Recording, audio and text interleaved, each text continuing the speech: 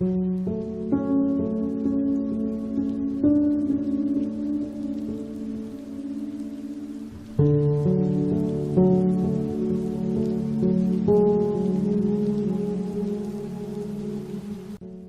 long and careful study of the world's most revered works of inspired writing, and after having completed all of 2 separate degrees in divinity and theology, I came at last to seek in solitude the counsel of the very power at the heart of all things. It was in early spring. I had taken lodgings at a friend's country estate, for he had seen the traces of fatigue that had gradually wrought their evil work upon my countenance and my oppressive demeanor, until at last it had come to extinguish the final traces of my former vibrant, good-humored, and cheerful self. The mark of my essential character had always been that of an unbridled enthusiasm for exploration, adventure, and above all, for learning.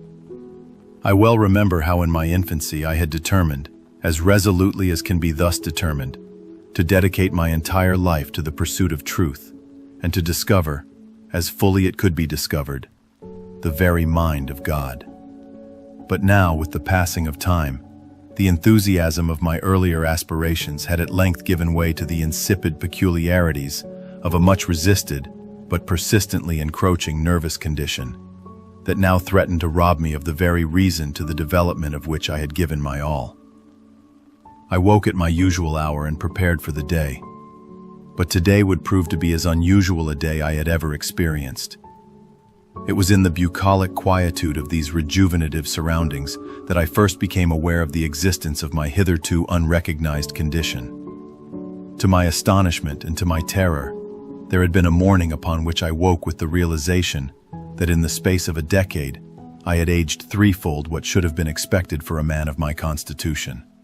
More, I realized that the effort to which I had so dedicated myself long ago drew no closer to being fulfilled than had been the case at the beginning of that obsessive enterprise of discovery. The beauty of the scene as I walked upon the narrow track to the little clearing where I would take my morning prayers seemed to mock me as the heatless sun rained dappled shadows upon my forehead. The bird life sang no more, but rather, as it seemed, jeered at me contemptuously, and the path seemed longer than usual, as if it were attempting to dissuade me from the prayers only it had known could serve me no use at all. I cannot easily describe the sense of utter dislocation I felt at that moment, when the whole world seemed to flee my presence in frustrated disgust of my empty persistence. And yet I came at last to the dell where, less by far than usually inspired, I knelt to offer prayer, yes, in praise of the Most High, but as much again in fervent pleading for the enlightenment in search of which I had spent the full half of my life. As often as I had shed tears in the throes of prayerful entreaty unto God, I had never so profusely released them as on this occasion. I felt my soul neither rise nor fall, but rather shrink into a nothingness I cannot describe except to say that I felt as naked, as helpless, and as vulnerable as one from whom all strength and all vitality had been utterly sapped. I fell upon my face, surrendering to death then and there.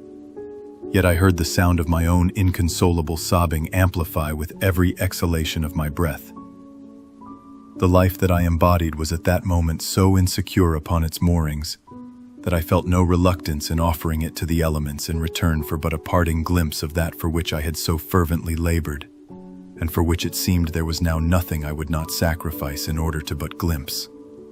My usual piety, as such I understood it to be, converted in an instant to fevered longing, to utter desperation. I no longer possessed myself, either as an agent of my actions or as a center of my convictions, but had become possessed by the raw, unconscious force that has no function but to pump the blood and to draw the breath. I felt no sense of life within me at all, and but for the sound and force of my now ghastly ululations, I should have seemed and been as lifeless and as soulless as the stones by whose dark base it seemed I was being swallowed up. The dell was shuddered into fearful silence by my final scream, with which it seemed I ejected my very soul from what had been a sealed prison. I resolved to close my eyes for the last time, and to fall inexorably into the darkness therewith by the shutting of my own eyes created. I immediately lost consciousness and lay paralyzed for many hours. When I arose from this most unnatural of slumbers, the sun had begun to descend behind me. Yet I gave no thought, that I can now recall, either to the length of time I had been laying upon the ground, which could for all I knew have been days, nor to the episode which had so violently flung me thereinto. As I walked returning to the house, I found within me no sense of ill nor of health. It was as though to make my way back up the path required neither effort nor thought. There was nothing in the scene that was familiar, nor though was there anything that took my interest. I arrived at the dwelling with no memory of the short trek that brought me there, and spent what I now know to have been 2 more days in that house, not leaving it once. I did not eat, nor did I drink. I would, I suppose, have remained seated there until the effects of dehydration and lack of nourishment reduced me to death, were it not for the unexpected arrival of my friend who found me, so he said, seated with a peculiar air of comfort and poise, and projecting a sense of what he described as grace. Such was his surprise at the transformation he beheld in the apparent recovery of my health, and at how well I in fact appeared, that he wasted no time in congratulating himself for having conceived of and convinced me to take the holiday which now he was surer than ever I had so needed. We talked for the rest of the day, but not about the usual things, not about matters of a theological turn, and certainly not about any of the experiences thus far recounted, none of which were at all present in my mind, nor even, do I suppose, in my memory. The light of happiness on my friend's face grew ever brighter as we spoke of the weather and of his daughter's progress at school. At the end of that day, having made our journey back to the city and my home there, I was, for the first time since I knew him, taken into an embrace of hearty friendship by my overgladdened friend.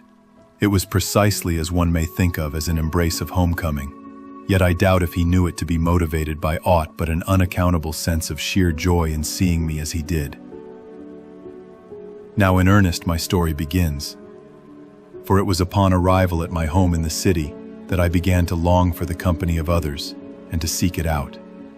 I attended parties and other functions which it had theretofore been my custom to avoid in deference to my devotions and my studies. Now, though, I had abandoned all interest in study of any kind, though perhaps accuracy demands I should say that the lure of philosophical considerations abandoned me. For I by no means deliberately ceased my studies, or undertook to consciously revise any of my attitudes toward them. I simply had no thought of my former life, nor had I any thought of my immediate future. I had become overnight, as it were, a creature no longer of a studious and thoughtful disposition, but one of pure appetite. Nothing that I did was ever seriously premeditated, and everything I did served, as if by instinct or chance, I know not which, to satisfy and delight me.